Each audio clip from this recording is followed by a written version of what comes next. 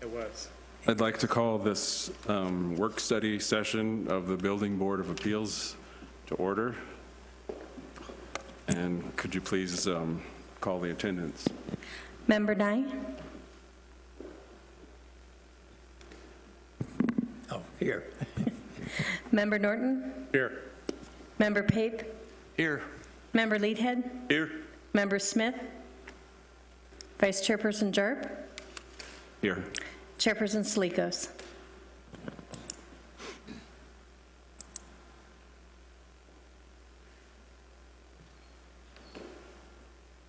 So should I read this statement here?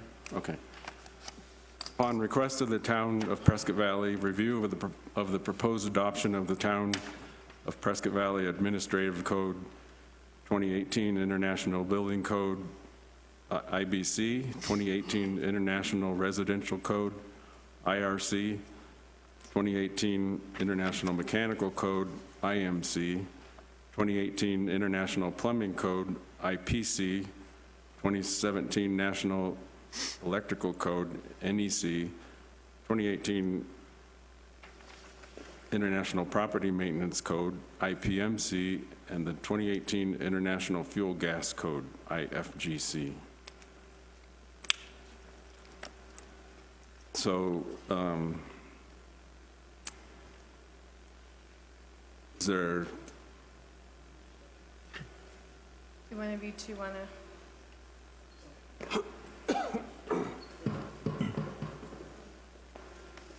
Yeah, we have this meeting today to go over what we passed out to you and ask if there's any discussion on it from the board.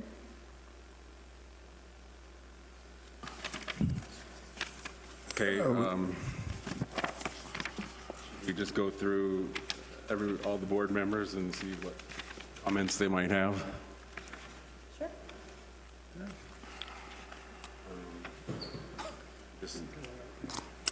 Start down here. Sure.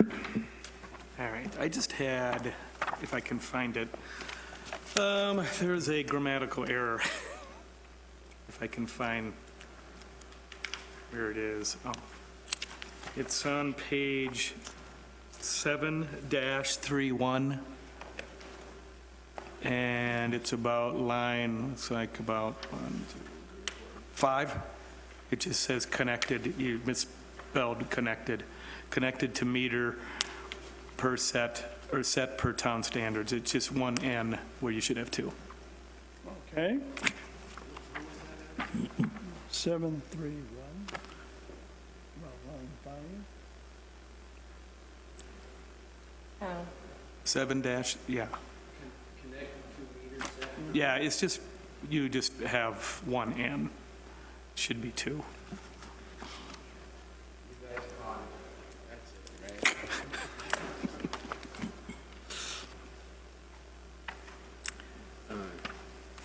you have any? There was some other questions, but if I can't find them, it's no big deal. It was just it was about permit costs. I don't know, where is that? What page is that on? And it might just be a clarification. It's permit costs, or is it the actual fee schedule? Maybe that's what it is. I thought there was, of course, I didn't mark that page, so let me just look through it. Yeah, okay. It was just, these were just questions. I mean, it's nothing big, but it's 7-38. I was just surprised, why is the permit cost, like on a covered patio, used to be $10 a square foot, now it's 46. Does that seem a little extreme, or was it never up to? No, the original valuation, there was a fee study done by Richard Parker, the Community Development Director, and James, the planner at that time. And what they did was they had went around, called all the local jurisdictions, and had done a fee study.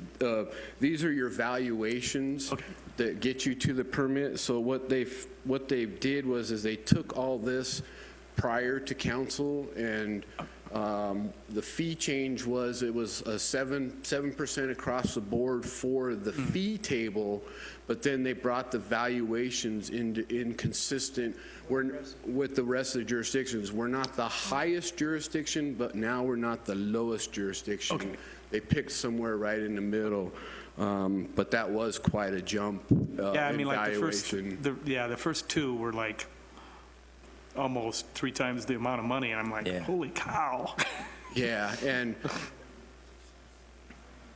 the last time they had done a fee raise was back in the 90s, in the early 90s. Well, and that's kind of what I presumed. I presumed we were kind of too low, so we're trying to get it up to the 2020 standard or whatever. And their goal, from what I'm understanding, and when they did the fee study, their goal was not to be the highest, but then to kind of pick That's the good. middle road. Yeah, no, that's good. So, Okay. but yeah, Woody and I really didn't have a whole lot to do with the fee study. It was put out by people above our pay grade. Okay, it's no problem. I just, like I said, I was just kind of like, wow. But if we can go back a little bit of history since we've last met, when I passed out the paperwork for the significant changes, in conjunction with the Contractors Association and the four jurisdictions, we've had three meetings now. 3 meetings. We conducted a road show, or the city of Prescott conducted their road show that went over the significant changes. And then the town of Prescott Valley, we had ours last week, where we went over, mainly focused on the significant changes with the builders and anybody that wanted to come to the meeting to get them familiar with changes that were coming. We mainly focused on the International Residential Code. And at our meeting, we had pretty close to 40 people that I squeezed into a room that had 44 occupants. So the next meeting, if you guys want to go, let Christy know, will be tomorrow at the Yavapai County, 1 o'clock to 2:30. And then we'll be having another road show with Chino Valley on the 11th out at town of Chino Valley. That is going to get these words out and get the changes out to the contractors.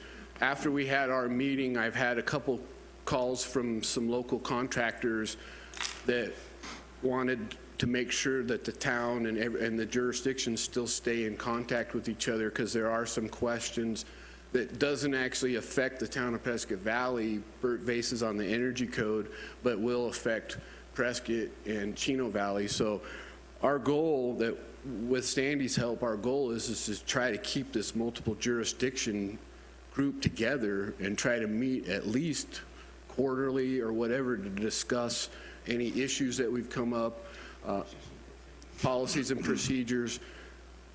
We know we're going to run into a couple little snafus here and there, and when I presented the presentation to them, I said, anything that is giving people heartburns or we feel that it's an unnecessary burden, we'll try, all jurisdictions are going to try to address it with policy issues.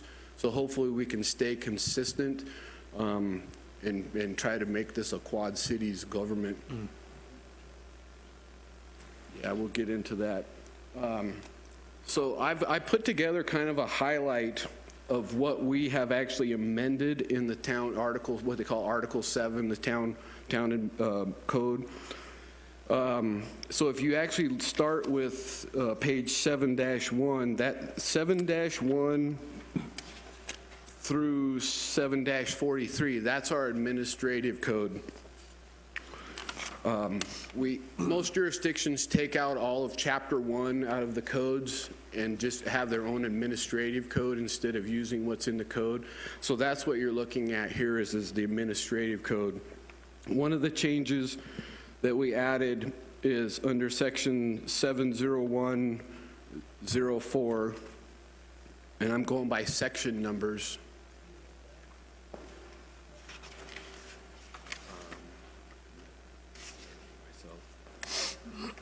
What you'll see is there was always this discrepancy about what is a park model park model RV, park model trailer. So to help with the planning and zoning department, we've actually added the state's definition of what a park model RV is. So that was one of the adds that we put in there.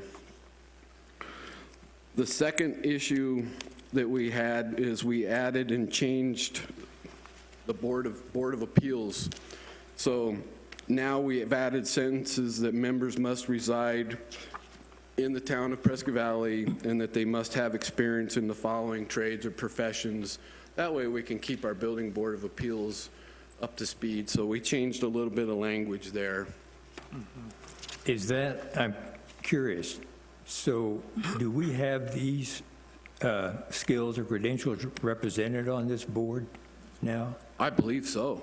I Really? believe So we have we've got an engineer and an architect? Oh, no, we don't have an engineer or an architect. If you know anybody that wants to volunteer,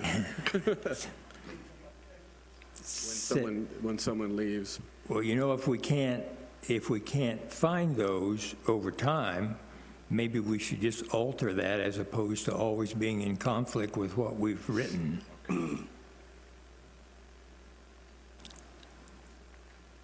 I agree.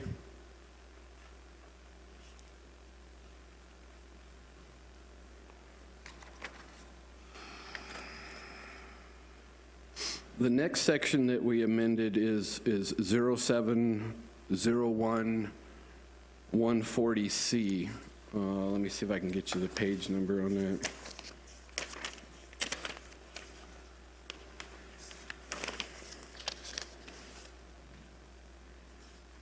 It starts on page 7-18.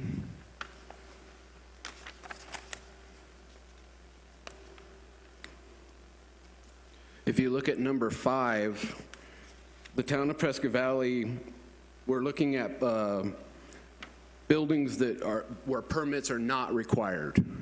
The town of Prescott Valley has always had 4-foot or less retaining walls, not supporting a surcharge. In our discussions, we found out that the city of Prescott was 2-foot, Chino was 4-foot, and the county was like, weren't they 36 or something, if I remember right? So after that, we all talked about it, and the concessions we dropped ours down to 32 inches. The city of Prescott raised theirs up to 32 inches. So now we're all back on the same playing field. So that way, you don't have that conflict between jurisdictions. So that was one of the things that we cleaned up. The number 7 that you'll see is we only had platforms, walks, driveways, and non-structural paving. There was always this weird interpretation is where do you leave a deck? So is a deck a platform? Is it not a platform? So we've actually added language to clean that up to say, if you're going to build a deck and add a deck, and we've changed it to where if you don't exceed 200 square feet and you're not over 30 inches in height and it's not part of your accessible route, you will not need a building permit for that. You still need a zoning clearance through planning and zoning, which is a small fee. But we figured if you can't build a 10 by 20 deck that's that low on the ground, then you probably shouldn't really be building a deck anyway. But this allows a guy to go in and build a 10 by 20 deck off the back of his, and not have to necessarily pay for a permit and bog our system down. So, right, even though you're exempt from a permit, you still have to meet the codes and all that stuff. You can't just nail pallets together or something like that. So, number 14 was actually a change in the 2018 code where shade cloth structures constructed for residential use, not including service systems, that would be electrical, plumbing, if you want to put a heater or something like that, and it's not exceeding 200 square feet for residential uses, you will be able to put up a shade cloth style structure. There was this, people were hanging those little tarps and stuff like that, and I have some at my house, and it was, do we need a permit? Do we not need a permit? The code finally addressed it, but they never put a square footage to it. So we've actually put a square footage to it and exempted it from the residential uses. Still need a zoning permit. Any of these that are exempt from the building permit will still require a zoning permit. And then this is a big one, portable fuel cell appliances that are not connected to a fixed piping system and are not interconnected to the power grid. So if you want to have your space heater or your portable fuel turbo or whatever for that, we don't need a permit for that because you're not tied into the grid or anything like that. So that was what was actually brought out in the mechanical code for an 18 change. Excuse me. The next section that we're going to be looking at is inspections, which is 0701180.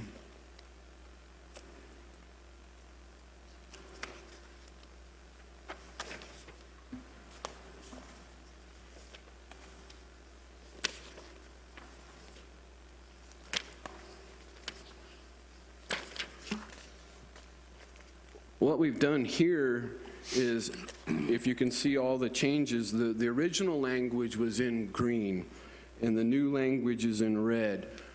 It was kind of misleading when you looked at what was required at each inspection, and we had some stuff that was out of whack. Like, based on the old standard, you could get your lath inspection at the same time you do your rough combo.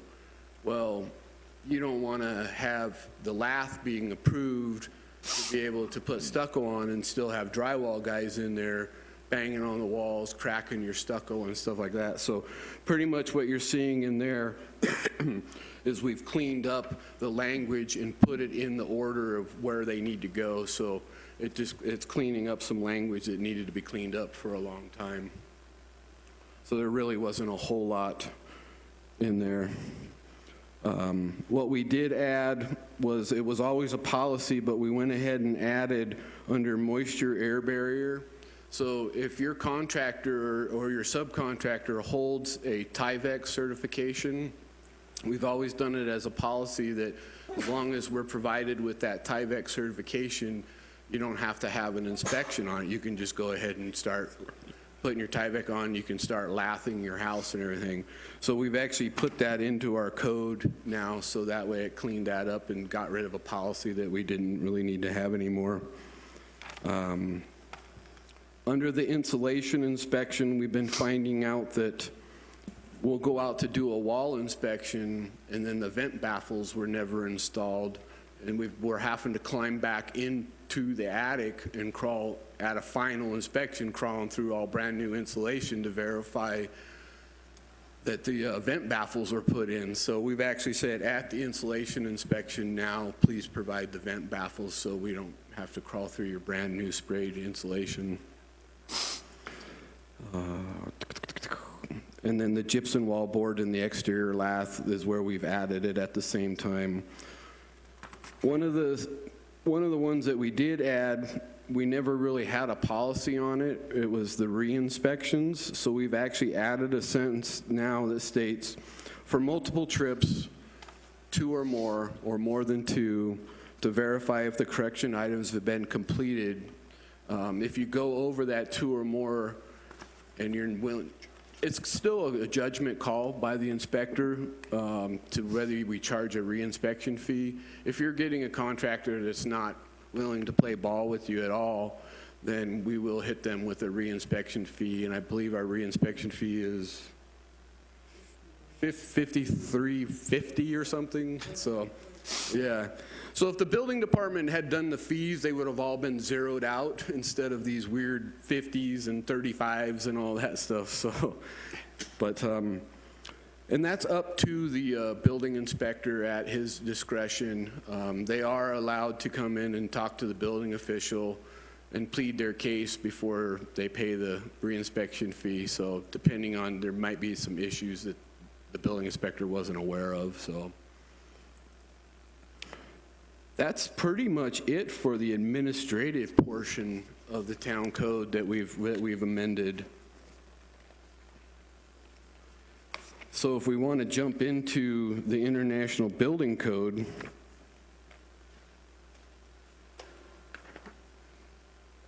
That starts on page 7-43.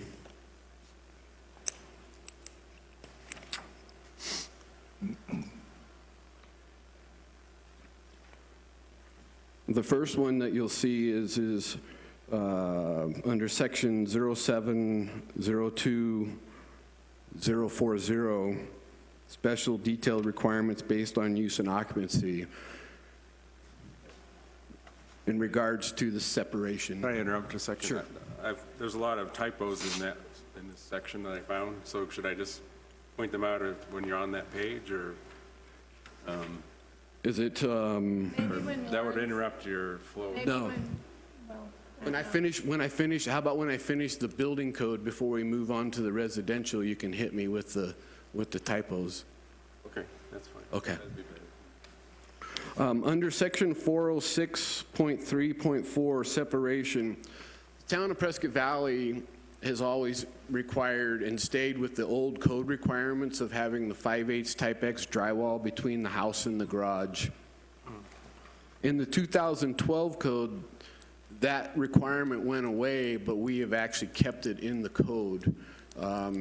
To be more consistent with the other jurisdictions, the code now says that you only need to have a layer of 1/2-inch drywall between the house and the garage. So to be more consistent with the Quad Cities, we've gone straight by what the code stated and got rid of the 5/8 type X drywall. Everybody else had gone to the 1/2-inch. We were the last ones. We were the last holdouts for the 5/8.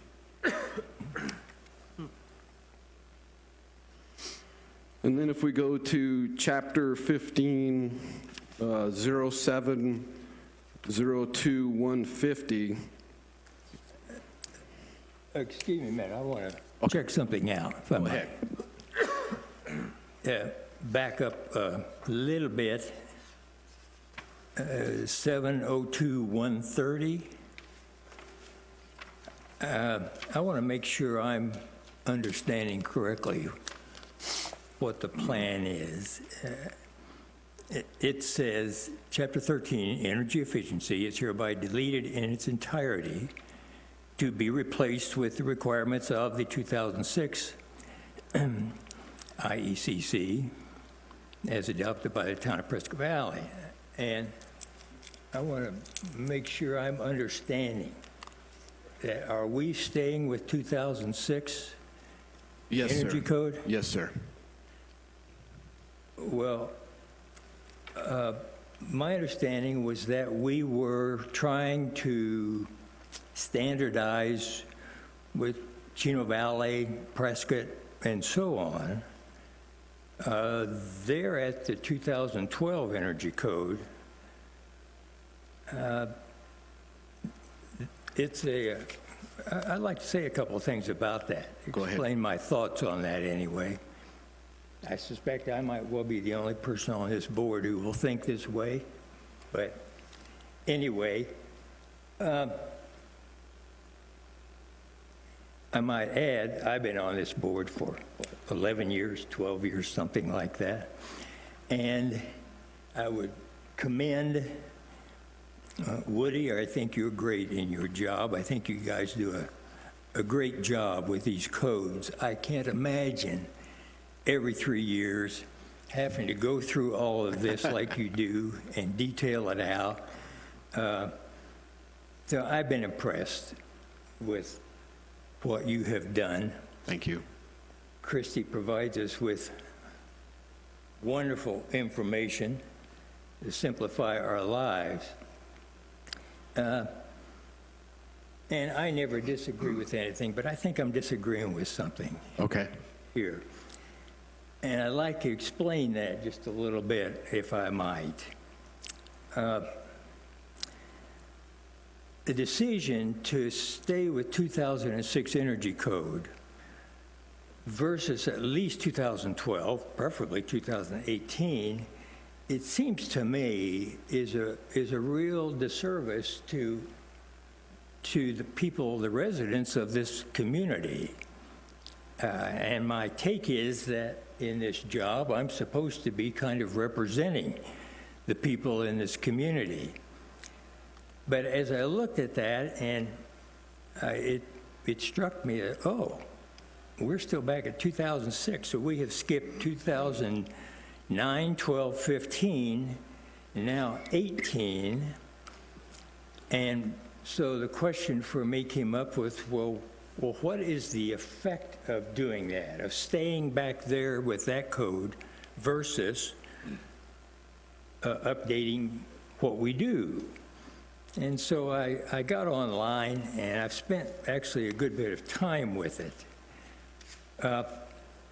And there is a plethora of data and research that's been done by different organizations speaking to the benefits of updating these energy codes. For example, the U.S. Department of Energy included moving from a baseline of the 2006 Energy Code to the 2012 Energy Code reduces annual average energy costs by 32.1%. Now, who knows if that's accurate? It may be a lot less than that. It may be a lot more than that. I don't know. But as I look on and on, I'm just seeing over and over and over, and I'll be glad to share it and to share the websites I was looking at. I've got copies. Over and over and over, evidence that not going to more recent energy codes, for one thing, are costing the citizens of our community really thousands of dollars over the life of their properties by not upgrading these energy codes. We're less appealing to industry and business who are looking for places to bring their business because the structures they're going to be operating in and paying for energy aren't what they could be. We're wasting thousands of dollars in electricity. We're wasting thousands of dollars in gas. We're dumping all kinds of CO2 that we don't have to. And actually, per what I'm reading, the energy codes are the one category that pay for themselves. None of the others do. Now, the argument can be made that, well, it costs more to build it. And it costs more to build it. But the payback is dramatically beyond what it costs to do it. And to use those codes, it's putting us all on the same playing field. It's level as far as builders are concerned. I can't, in good conscience, as much as I like to be a go-along person and appreciate all the work you do, I can't, in good conscience, represent the people of the community and say, well, we're disregarding the fact that we could have saved you thousands of dollars during the course of your living in that place, but we chose not to do it, I guess, because we don't want to, or because of cost up front.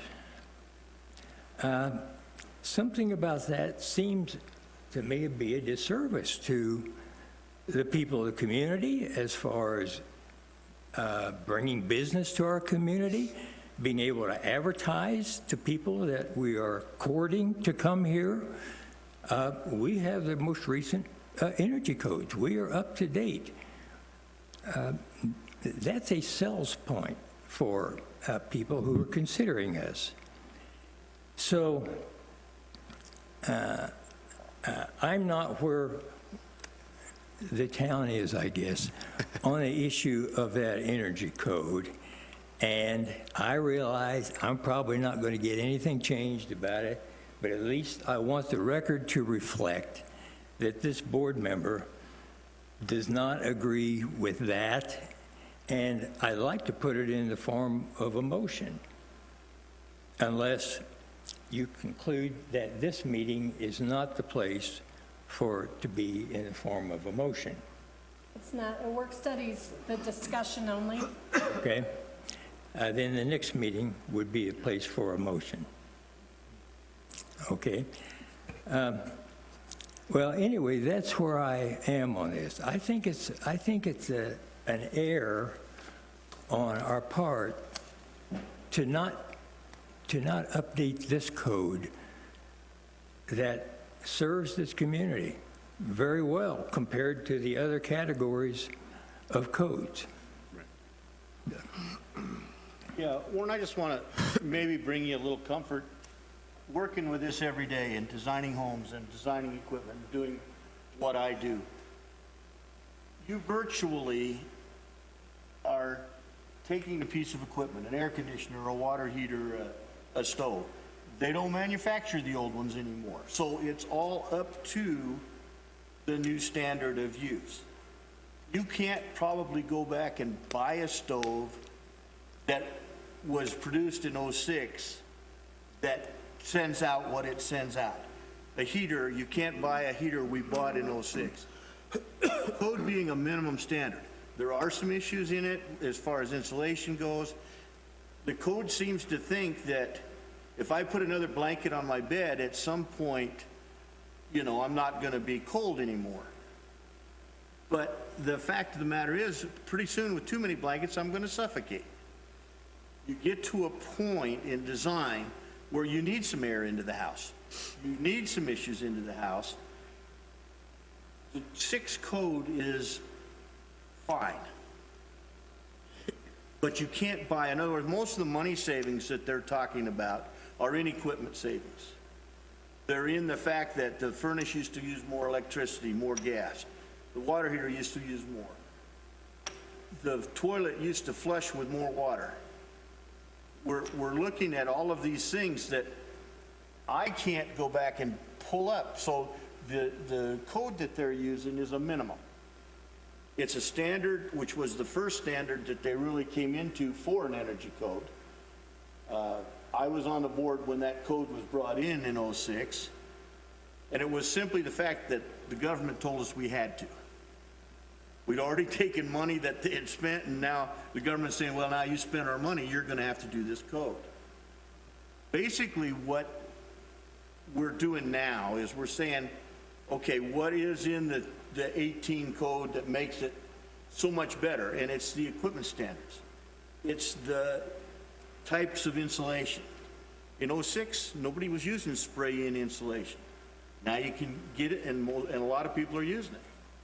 So it's a procedure. For me to say that I have to have a code to tell me what to do, I'm a builder.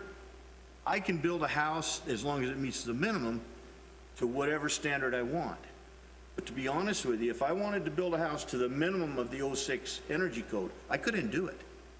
I couldn't get the equipment to do it. It's all advanced to the stage where you go into Home Depot, you go into Lowe's to buy a refrigerator. It's more efficient than it was in '06.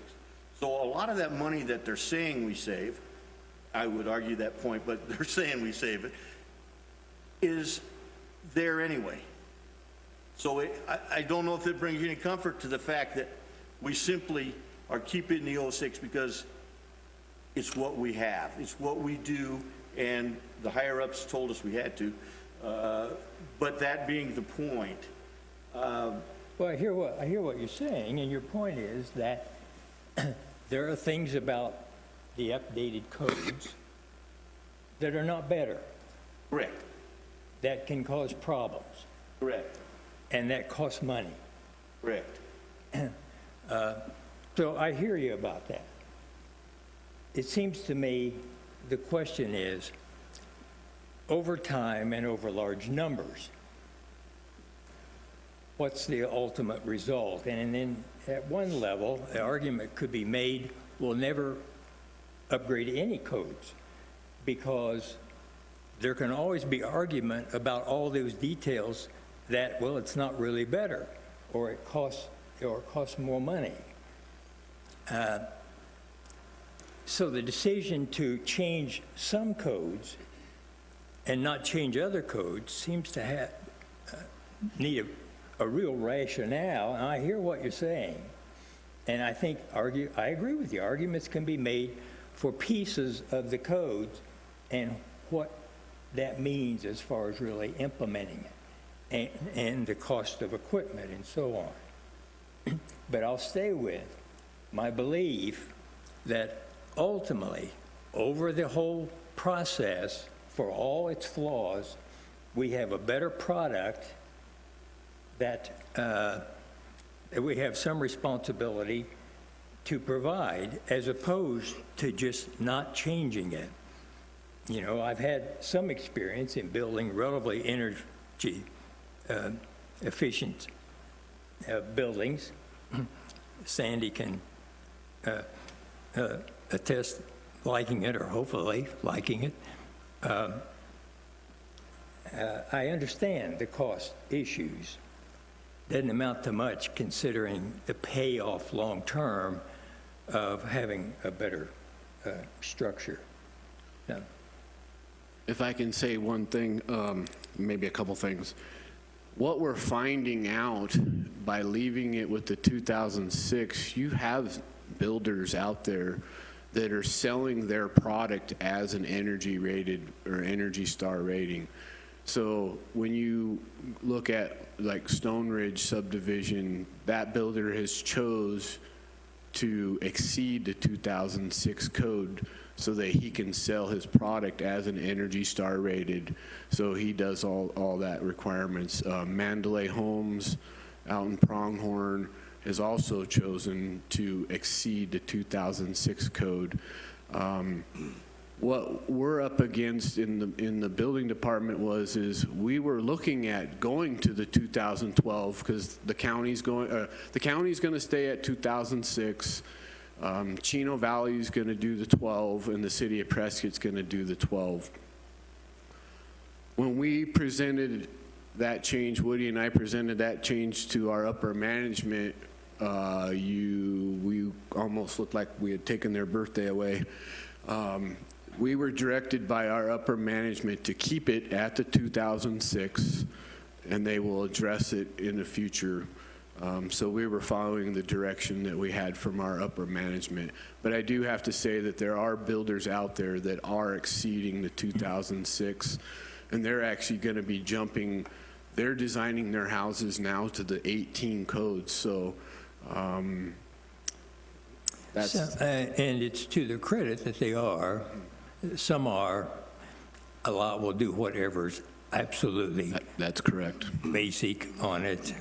And I would just leave it with, it's my opinion, that we are doing a disservice to this town by not upgrading our energy code.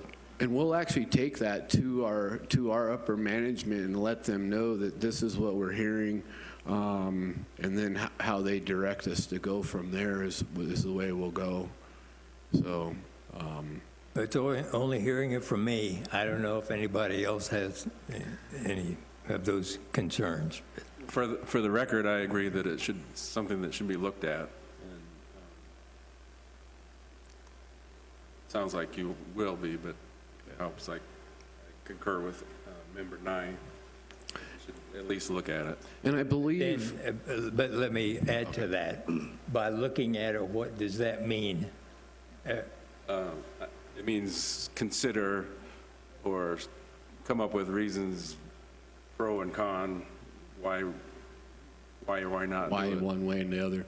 And then if I recall right, when the state actually mandated that the jurisdictions adopt some form of an energy code, there are some timelines in that state statute that says by this date you'll have this, by this date you'll have that. So I bet you when we start looking at that state statute is when we'll actually have to start complying with the state statute, because they kind of phased it in when they took the money. They started off on residential, and then they held off on commercial for a couple years, and then they're doing this. So the state of Arizona is trying to gradually force this in, but at one point we had to adopt an energy code by state statute.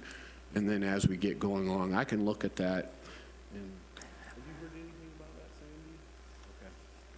I remember when I spent some time trying to find out if the state did anything about energy and building, and my sense was that the state didn't provide any kind of No, it wasn't. guidelines or mandates. No, it wasn't until they took the state of Arizona took the federal money, and part of that clause is that if you don't have an energy code, you will force, the state will adopt an energy code, is where that came out of, and then it trickled down effect to the local jurisdictions. So, Well, I appreciate you hearing me out on this. I don't really want to be a thorn in your side, not at all. but I think we're making a mistake if we don't upgrade these energy codes. I have noted it, so we will see what we can go with on that. So getting back to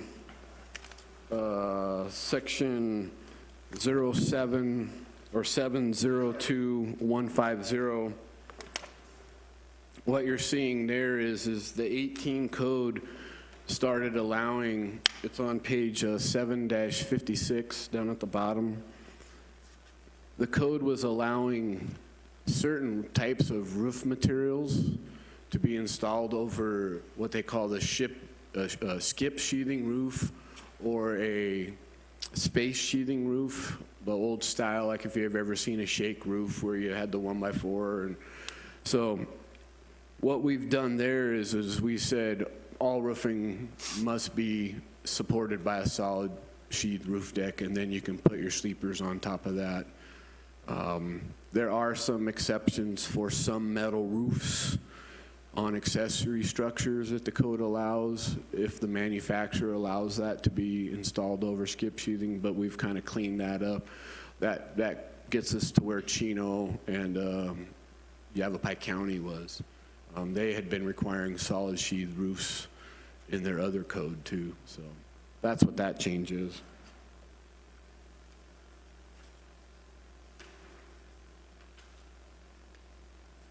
And then you can see, if you're going through your paperwork, if you look at it's like section or page 7-53, you see all those red crossing outs, deletions from the town code. These were never addressed in previous code cycles. Well, now under the 2018 code, the code has actually addressed these provisions. So instead of using our requirements, we've actually deleted them out, and we're just going straight by what the code says. Because that's why you're seeing all those deletions.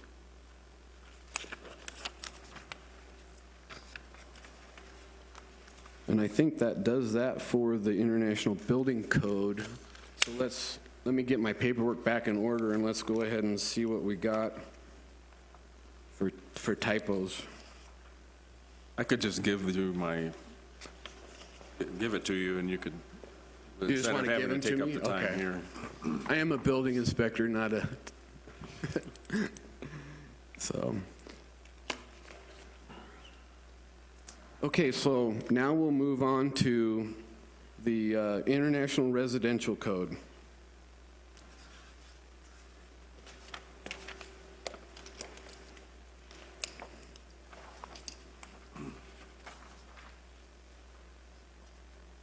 If you look at page 7-84, you'll see all these new appendixes that were added to the 2018 code. You look at Appendix R. Before, it was always engineered for light straw or clay construction. It was always, you got to go see an engineer. Now the code has actually added provisions, some prescriptive provisions for light straw or clay construction. They've did it also for straw bale houses. And then they also added it for solar-ready provisions. So we've adopted those, we're looking to adopt those appendixes, so that way we can use them as a reference.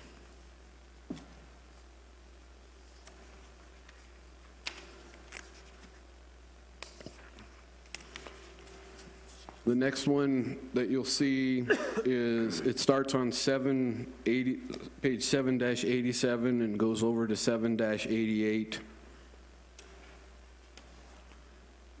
Because we removed it from the commercial side, the International Building Code, this is removing it from the International Residential Code for the 5/8 drywall and going to the 1/2 inch as required by the code. And then we've deleted the section R313 for the automatic fire sprinkler systems, and we're just referring to Central Arizona Fire and Medical Authority's adoption of the code.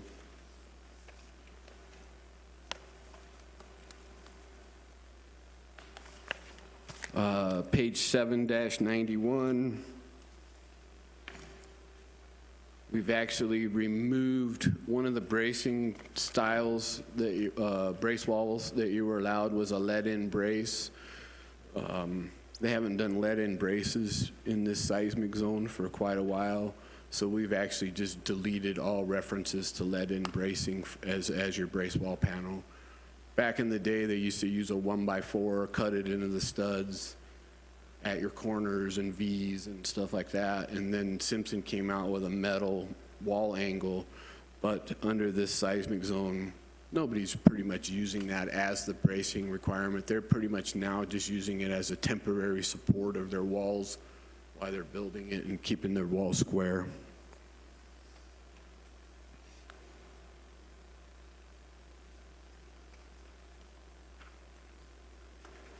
(7-93) is where we've taken out the space sheathing for roofing materials and went with the solid sheathed roof. And then if you look at page 7-94, under the roof coverings, you can see that we've actually deleted that. That requirement for the drip edge was in our code since the, 90s? Well, now the code actually has it in there, so we felt that to clean up our ordinances to just delete it and not need it anymore. And then we get into the energy code again, where we've deleted Chapter 11, energy efficiency, and stuck with the 2006 International Energy Code.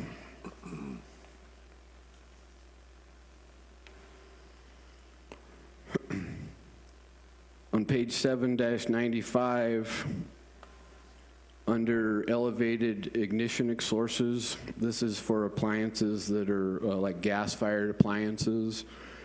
We had clothes dryers are exempt from raising them up 18 inches off of your garage floor. We've always had that in our code. And then we had it in their manufactured seal ignition, so Woody was on the cutting edge of when these water heater types came out, so he had that in his code. Well, now the code actually addresses it, so we've deleted that out of there. The next deletion down on that same page is section M1507. We had that in the code, and it was probably an oversight at that time, but as you look in the areas to be exhausted, they had bathrooms, toilet rooms, laundry rooms, and exhaust rates, but there was never any CFMs put in there. So the code actually has this table in it now, so we've deleted that out of there to clean up our code.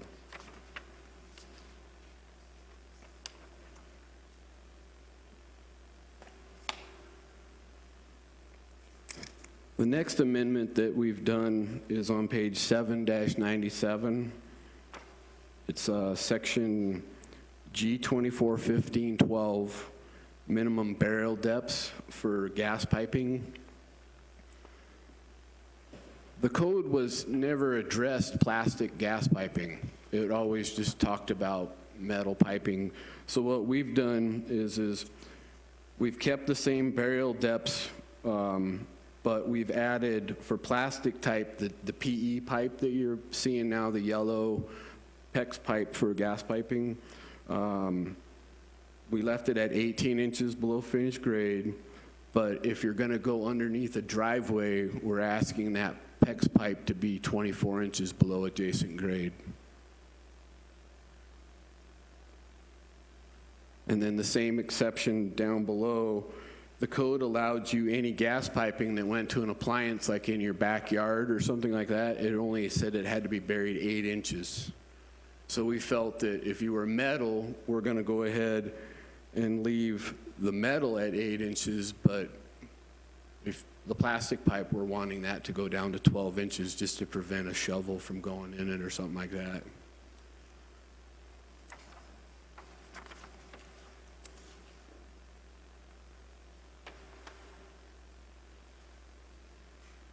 On 7-99 is the sprinkler system requirements that we've deleted from the code, and we'll just fall back onto Central Arizona Fire and Medical Authorities.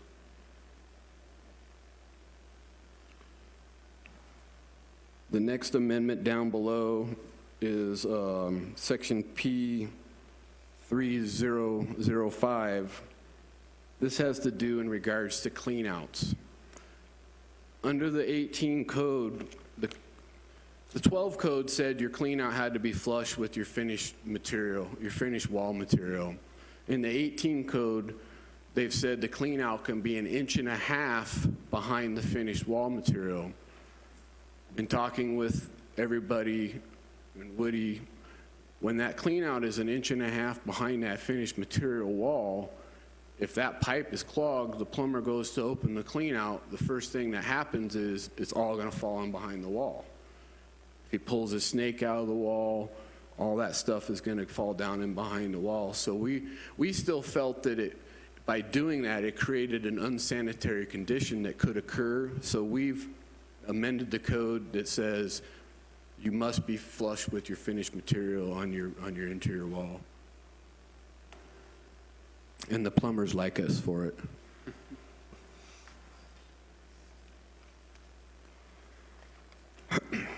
Okay, so the next one is on page 7-102.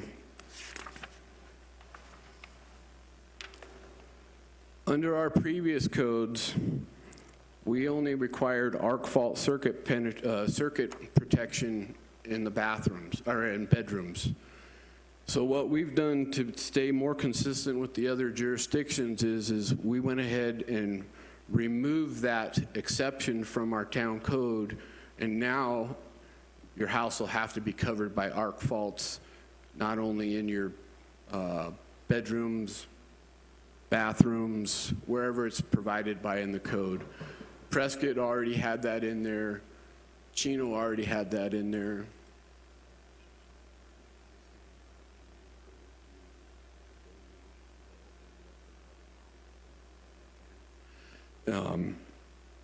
So when we get to that section, we're just going to go ahead. Arc fault, if you're not familiar with arc fault works off the neutral leg.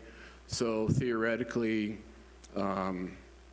if somebody puts something in an outlet, it will trip the arc fault breaker in the box and you'll have to reset it.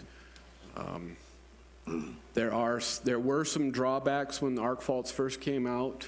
They were failing really bad, like your little table lamp with your little roller switch would kick it and pop it off. Technology has came a long way. I've talked to a few electricians, and they're actually, once they switched from just the straight arc fault to the what they call arc fault ground fault combination, their service calls went away. So as you see arc faults coming in, the technology's getting better. But what happens after we leave? It happens after we leave. The next amendment that you're going to see down below is the previous code cycle, the town of Prescott Valley had left tamper-resistant outlets in the code. At that time, it was dwelling units is where the code addressed. Now, the residential code has stayed the same, tamper-resistant outlets unless you're behind an appliance or if you're over 5'4", where kids can't get into it. We've had complaints from the elderly people not being able to plug them in, or when they plug it in, next thing you know, the cord pulls out. So we were asked to be consistent with the other jurisdictions, so we've actually removed tamper-resistant outlets from the International Residential Code. And when you look at the National Electrical Code, because they've added some areas where tamper-resistant outlets were required, like in your waiting rooms of your hospitals and stuff like that. So we have actually removed the whole tamper-resistant outlets from both the International Residential Code and Energy Code, or Electrical Code, and so have the other jurisdictions. With that being said, when we open the meeting up to public comment, we have a gentleman here that's been a pretty advocate to all the jurisdictions and has some pretty good documentation about tamper-resistant outlets, so we'll let him do his speech on the tamper resistance. As far as the building department's concerned, we can go either way. We've had them in the houses since the 2012 code. As far as Woody and I have discussed, we're open for any suggestions on it, but we want to make sure that we stay consistent with the other jurisdictions. So if we want to go tamper resistant, we can. The one drawback that Woody and I have talked about is if we do take it out of the code and something happens, God forbid, but it was never in there when I was a kid, and I'm here. So, so you'll hear a presentation when you open that up for public comment, and we'll go from there.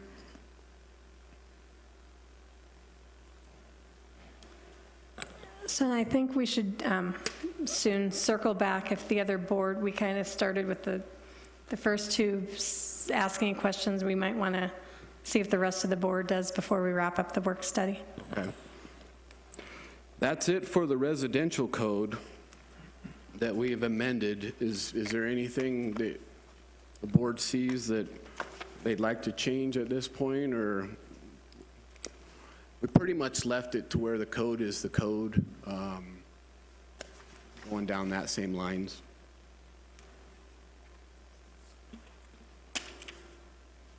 These next ones will be really pretty quick. The International Plumbing Code is where we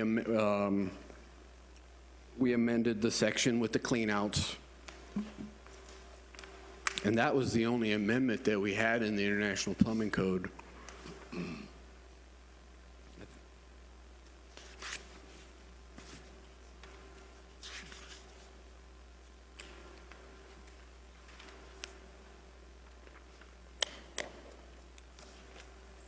I'll just double check myself just to make sure.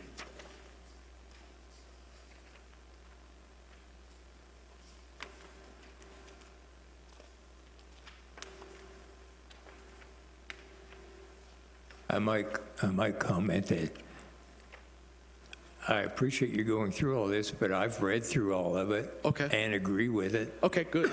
I don't need clarification. Clarification on anything? But others Okay. might, so I'm just speaking for And that myself. was pretty much it. The mechanical code, there was no significant changes. The fuel gas is where we added the plastic piping requirements.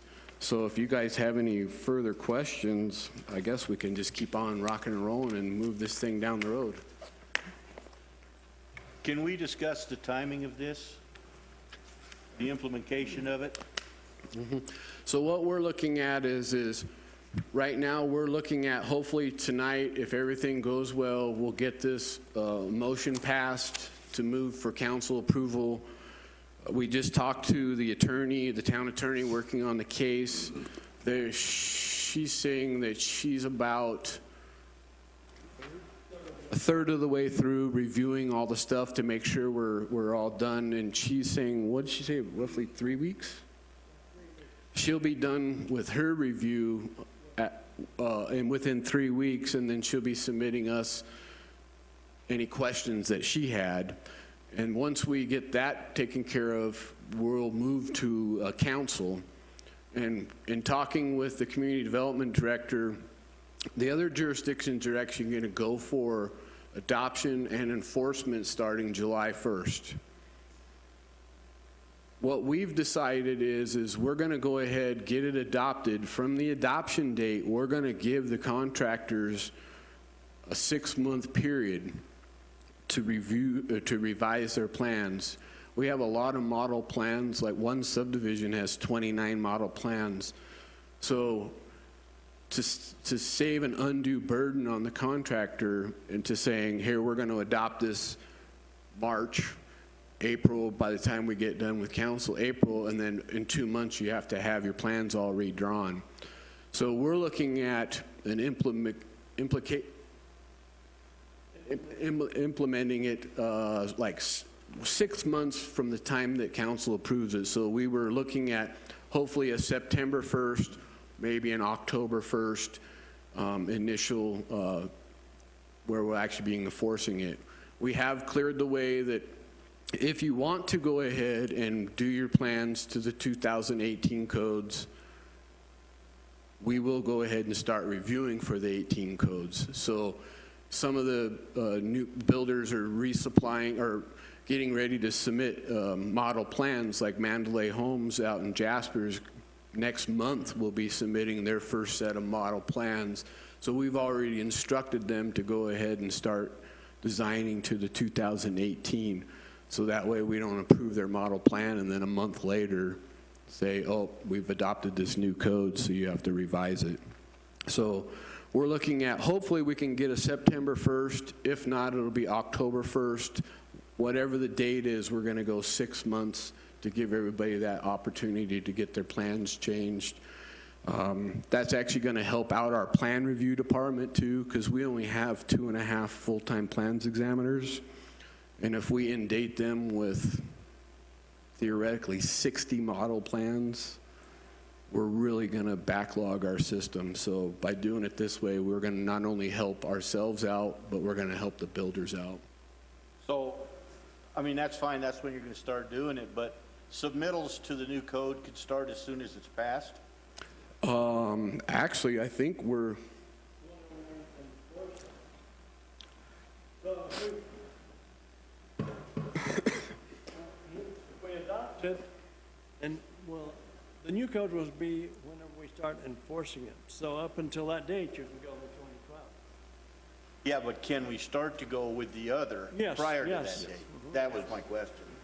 I talked to the city of Prescott, and from my understanding on their end is you can go ahead and design to the 18, but they're not going to review your plans until it's actually the enforcement date.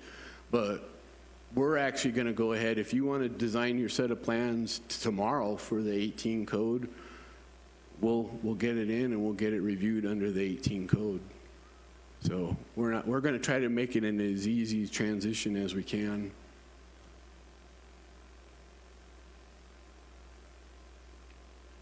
Any other questions for myself or Woody?